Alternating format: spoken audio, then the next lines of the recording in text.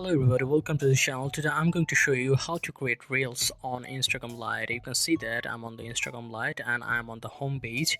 Now I'm going to show you how to create reels. You can see at the bottom portion there are many options like home page, then search, then plus button for creating post and story, then the reel option. From here you can easily see the story and reels. Now there is a profile section for updating or monitoring your profile as well as setting up your profile.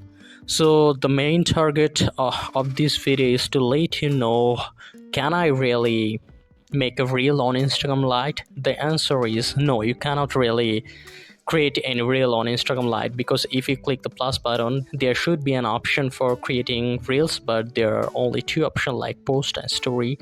You can easily upload any video or photos to your story or you can post it, but there is no any option for creating reels on Instagram. For creating reels you have to have the main Instagram application. Without that you cannot make any reels.